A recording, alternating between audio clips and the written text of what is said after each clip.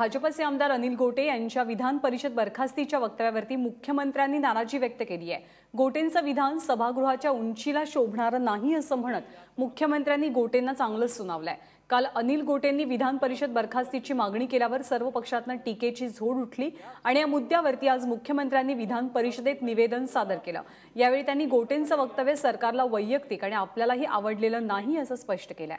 त्या विधानाच्या माध्यमातून श्री गोटे यांनी केलेलं जे विधान आहे, या विधानाशी शासन म्हणून तर मी सहमत नाहीच, पण व्यक्तिगतरित्या देखील मी बिलकुल सहमत नाही। व्यक्तिगतरित्या देखील मी त्याचं समर्थन करू शकत नाही।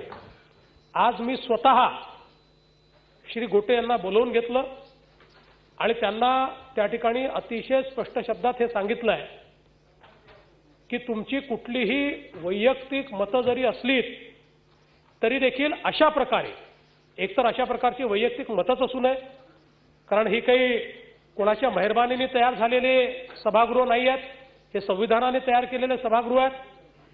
पण तरी देखील तुमचं काही मत असलं तरी अशा प्रकारे सभागृहाचा अवमान करणारं मत हे तुम्हाला मांडता येणार नाही। एक सदस्य म्हणून हे तुम्हाला शोभणार नाही, त्यामुळे अशा प्रकारचं मत तुम्ही मांडू नये असं अतिशय स्पष्टपणे माझे काही सहकारी मंत्री देखील माझ्यासोबत होते आणि त्यांच्या समक्ष मी अतिशय स्पष्ट शब्दात त्यांना हे सांगितलेलं आहे।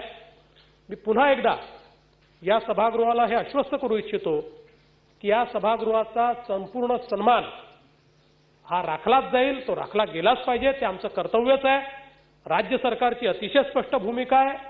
या सभागृहाच्या सन्मानाच्या संदर्भात कुठलीही द्विधा अशा प्रकारची भावना राज्य सरकारच्या मनामध्ये नाही आहे आणि म्हणून मी पुन्हा एकदा हे स्पष्ट करतो की या सभागृहाच्या संदर्भात केलं गेलेलं कुठलंही विधान याला आमचं समर्थन नाही, किंबहुना हे विधान करणं योग्य नाही, ते अयोग्य आहे, अशा प्रकारचं आमचं मत आहे।